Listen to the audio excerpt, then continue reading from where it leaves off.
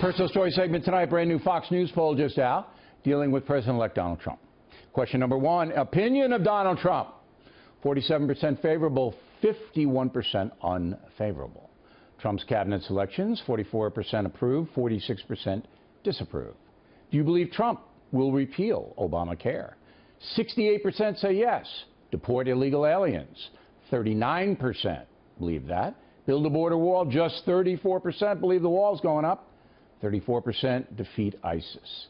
Finally, Trump's involvement with Carrier, 41% say it's appropriate, 41% inappropriate, 90% don't know anything.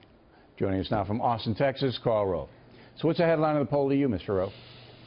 Headline is things are getting better for him, and he's got some way to go. Take that favorable, unfavorable number.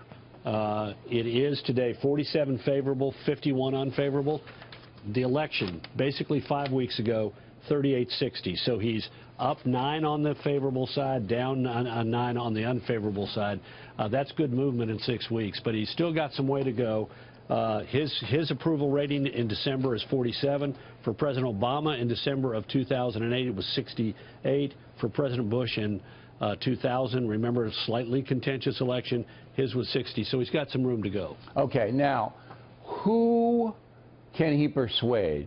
We just got through with the media, never going to persuade him. You agree with that? You'll never persuade. No matter how many jobs he creates, no matter what he does, the media's never going to go over and give him credit. Do you agree with that?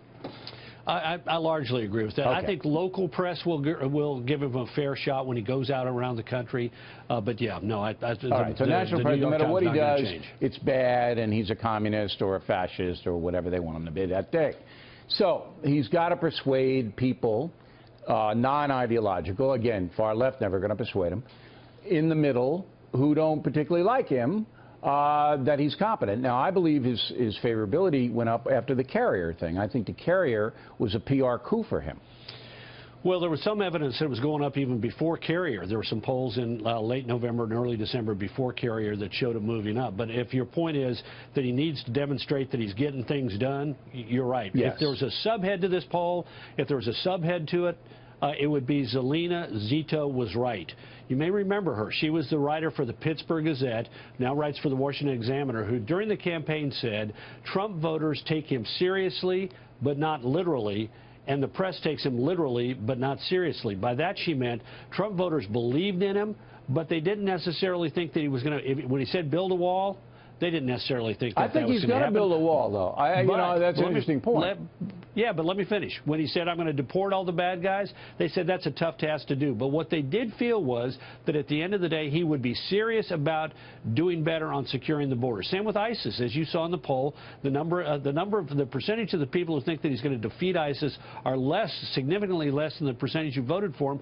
But what they thought is he's going to do better than President Obama did. May not be able to get rid of him entirely in the next 4 years, but by God, Hillary Clinton, who wasn't going to really do anything. But let's take a look at the wall, because that number surprised me in the Fox News poll.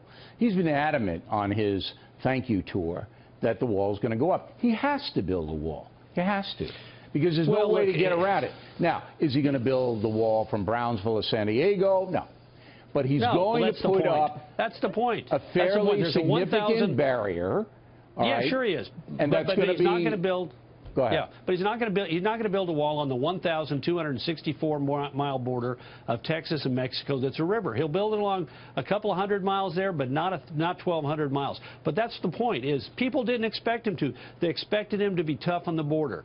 Now, there is something in the poll that I would worry about. It's good news for him. He's getting better. People are moving. That's a pretty big movement in 5 weeks, particularly after this election. Do you think he has the temperament to be president? It is 44-52. It was 36-61. So, again, it's improved since the election.